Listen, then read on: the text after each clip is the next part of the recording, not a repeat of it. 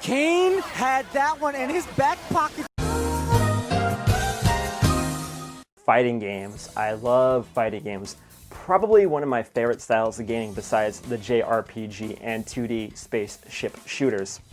Back in high school and college, I used to love playing games such as Street Fighter 4, Marvel vs. Capcom 3, King of Fighters 13, Persona 4 Arena, Arcana Heart 3, among many others, whether it be in the training room, playing online, or hanging out with my friends, going to tournaments, and just having a good time.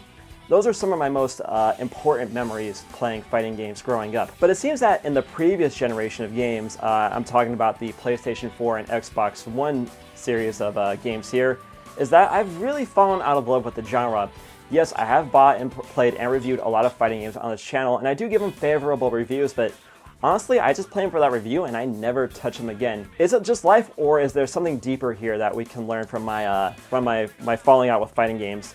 And looking back, I've realized that these fighting games of the past generation have been kind of disappointing. And I found the 3 reasons why fighting games this past generation have kind of sucked. Now, I know I'm not the only one who really fell out of love for the genre, so maybe I ring something true here in this video. But before I get into the content proper, make sure you are subscribed to the channel and hit the bell as well for notifications on future videos.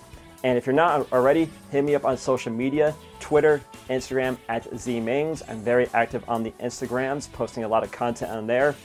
And one more thing, make sure you watch the content before you comment on the video. That would be very, very, very helpful. Okay? Okay. So with that out of the way, let's begin. A universal problem I've seen with the last batch of major fighting games is that the netcode hasn't been quite up to snuff, particularly from the Japanese developers. I think it has something to do with the size of Japan and the very solid internet infrastructure here. So maybe you're playing Street Fighter 5 or Super Smash Bros. And you can easily get good matches from, say, I don't know, Tokyo to Sendai, but trying to get good matches from, say, Albuquerque to Denver in those games might not be the easiest. The issue is, a lot of these games use delay-based netcode, which quite frankly is dated. Games like Street Fighter 5, Samurai Showdown, Super Smash Bros. Ultimate, Tekken 7, allegedly, Dragon Ball FighterZ, among many others, use this style of online play, and it just doesn't work anymore in 2020. What you want in your fighting games going forward is rollback netcode. I won't get into the technicals here, but that's the ticket to success. Go play a game of Street Fighter 5 online, then go play Mortal Kombat 11 online, and you can feel the difference. What makes this annoying is that it is possible to fix your online modes with enough time and money. Someone fixed Street Fighter 5's infamously crap netcode in like a day until Capcom patched it out. Someone gave Super Smash Bros. Melee rollback netcode. It took 3 months, but they did it, and SNK has been going back through their back catalog of games and giving us rollback netcode for those games. Before it got cancelled, EVO was moving on to an online event with 4 games: Killer Instinct, Mortal Kombat 11, Skullgirls, and Them's Fighting Herds. You want to know what these 4 games have in common? Good online netcode with rollback. You're telling me ponies know how to make better online play than the likes of Namco, SNK, ArcSys, and Capcom? Freaking ponies, like actual ponies, are better at making games than multi-million-dollar corporations. I just have a hard time believing that. There must be a pride thing going on here, like Japan wants to prove their netcode is superior to rollback, but spoiler alert, it isn't. Look, developers, it's 2020, Corona ain't going away. People are gonna find a way around your crap netcode. Just give us what we want. Good rollback netcode. And good lobby systems too. What I saw in the Guilty Gear Strive beta, it looked like a hot mess trying to find a game. Oh my god. Let me put my weapon away. Okay, now I think I can challenge you. Wait, so my weapon has to be away? And to give credit where credit is due, these companies have been making strides to upgrade their netcode in their games. As mentioned, SNK has put rollback into some of their older titles, and I'm hoping that's a good sign for future titles. Third Strike Online used GGPO rollback. Why didn't the Street Fighter Anniversary Collection use it, I will never know. And for all of the issues Marvel vs. Capcom Infinite had, the netcode was not one of them. Infinite played very well online thanks to its rollback netcode. and Arxis is looking to improve their netcode in Guilty Gear Strive and other titles going forward. So hopefully in the future things will be better for fighting game netcode. As it stands, fighting game netcodes suck. It's really hard to be excited for online tournaments when you lose the first round to a crayon-eating, glue-huffing, McDonald's Wi-Fi abusing Blanca. Oh yeah, I almost forgot about fighting EX Layer. That's getting rolled back netcode soon, so that will improve the player base from 3 people to 4. So here's another thing you can do to help poor netcode. Get wired. This is my router, and you can see all these cords. These are going to some of my game consoles like the Switch and PS4, and it helps out a lot. So if you want a better online experience, maybe invest in a router for your room. I don't know. It helps me out. It helps everybody else out. Looking at you, half of Tekken 7's players. Fighting games are ripe for exploitation, as we've seen in the past, with the constant need for updates. Look how many versions of Street Fighter 2 or Guilty Gear XX are out there. In previous generations, fighting game fans had to buy upgrade kits or new discs just to get the newest version of a fighting game, usually months after the game has been out in Japanese arcades. Looking at you, blazblue. In the 4K generation, we've moved on from disc updates to season passes. Lots of them. 3 for Samurai Showdown, 4 for Tekken 7, and literally a million for Street Fighter 5. Hell, I knew more about Granblue's 2 season passes before I knew about its PC release. These season passes make sense from a business perspective. Competitive players need to buy the season passes so they can remain competitive. Sounds nice, but it adds a financial investment on top of the time and effort investment required to compete in any competitive fighting game.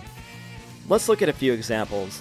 BlazBlue Cross Tag Battle launched for $40, but it's $70 for the complete version. Well, that isn't so bad.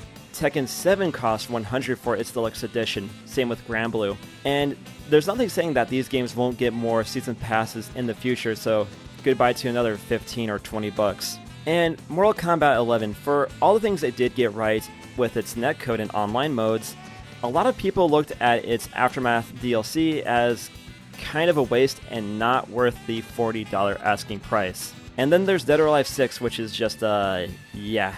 Now, having games cost more than $60 is common these days when you factor in DLC, but in single-player games, you can ignore it if you wish. With competitive games, they really do have you by the balls. Another thing about fighters is that they have strong fan bases for characters. People have mained and loved their characters for years, so fighting game developers have that on their players. Now, I understand not all games are the same. Street Fighter 4 plays nothing like Street Fighter 5, so hitting Ctrl-C, Ctrl-V doesn't exactly work. Still, it's still a dick move when they add in replacements for previous characters, then sell you the classic editions, the real deals, as DLC. Looking at you, Scamco with Tekken 7, or you could be like BlazBlue Cross Tag Battle, selling you sprites dating as far back as 2008 in a season pass. I remember that. I remember when BlazBlue got a ton of heat for having half of its initial roster behind a paywall. Not a good move there, Arxis. I always love it when they bring back legacy characters and totally mess them up, like Capcom with Alex in Street Fighter V. A fan favorite character, one of my favorite characters to use in Third Strike, and after so many years out of the spotlight, he's in Street Fighter V, and he feels like a waste. Seriously, you take a character with an appealing design and totally mess it up. You take a character who was already kind of mediocre in Third Strike, put him in 2 spin-offs where he isn't much to write home about, and then in his triumphant return to a mainline Street Fighter game, he plays and looks like crap. How do you do that, Capcom? How do you ruin a character so badly? Oh man, I'm getting salty. I need a beverage. Jack, take the pain away. Oh man, that hurts. That hits pretty hard. You've probably heard the phrase before, making games more accessible, which to a lot of hardcore fighting game fans translates as dumbing down gameplay. This usually means changing mechanics or altering inputs to be easier overall. I've heard this thrown around for Street Fighter V and the upcoming Guilty Gear Strive, and for other games like Marvel vs. Capcom Infinite and BlazBlue Cross Tag Battle. Here's the thing, accessibility isn't a bad thing, same with simplicity. The issue comes from reducing the skill ceiling. I'm not going to go into depth about the topic here because, quite frankly, I'm an ignoramus when it comes to game design, but the handsome dude over at Core A Gaming talked about this topic in depth. What I'll say is, fighting games are arcade games, easy to pick up and play, but hard to master. Just about anyone can see a fighting game and understand what to do, much like other arcade titles such as spaceship shooters or rhythm games. Making it slightly easier to do a Dragon Punch isn't going to win over gamers who aren't fans of fighters to begin with. Motion inputs are an ancient relic of fighting games, and they're just simply not needed for any balancing reason at all. It is completely lazy design to balance moves around difficult motion inputs. Even if they do decide to get serious, the skill gap online can be huge, and it's very disheartening to grind out combos and sets for hours just to get your back blown out in ranked and not know what you did wrong. For all the talk about making games accessible, these games sure do a bad job of that. Modern fighting games do a bad job of actually teaching players how to play, instead opting to give out some combo tutorials and not much else. And outside of that, a lot of games are very content light. Street Fighter V infamously launched in a half-baked state with nothing in the game besides online and a half-baked story mode that wasn't particularly engaging. Tekken 7 wasn't much better, with very little to do outside of the cinematic story and online modes. To be fair, other games have been getting better about giving players bang for their buck. NetherRealm's works have a lot of content in their titles. Soul Calibur 6 and Dragon Ball FighterZ have a lot of content too, and BlazBlue even has its single-player RPG, which is surprisingly fun. So what we have here are a bunch of games with uncertain audiences. New players are going to be turned off by the constant need to buy season passes, meta tutorials, and general lack of content outside of fighting. Old players are being isolated by having the depth removed and having poor netcode, meaning that when the player base drops, they have no reason to keep playing or keep buying more season passes. And even if they do find matches online, it's usually not the smoothest experience. The next generation is upon us. It's time to get fighting games up to speed. Give single-player fans the content and tools to get them interested in the game, and give the serious players the depth and netcode they want to keep them playing. And then maybe ask for a bit of cash for more characters and costumes later. It's not that hard.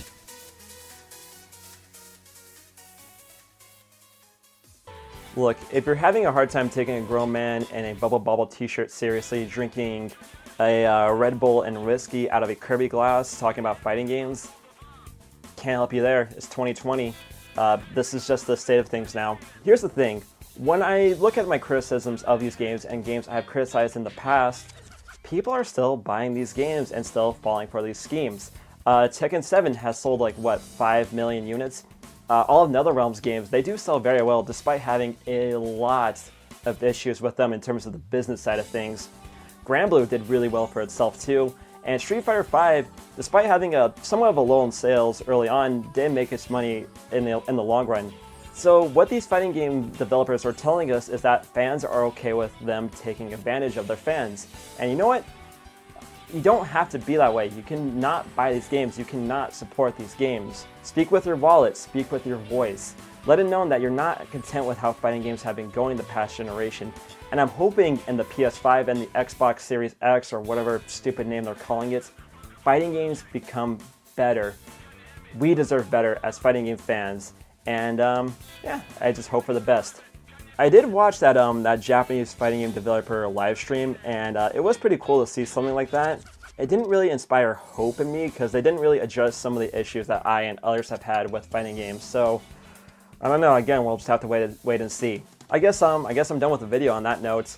So yeah, before I let you go, make sure you are subscribed to the channel. You hit the bell as well for notifications on future videos. Make sure you're following me at social media, Twitter, Instagram at @zmangs. What do you think about fighting games? Are there any fighting games you really love this generation? Anything you really loved, hated? Let me know in the comment section. And cheers, pour up. It's summer vacation and we gotta party somehow.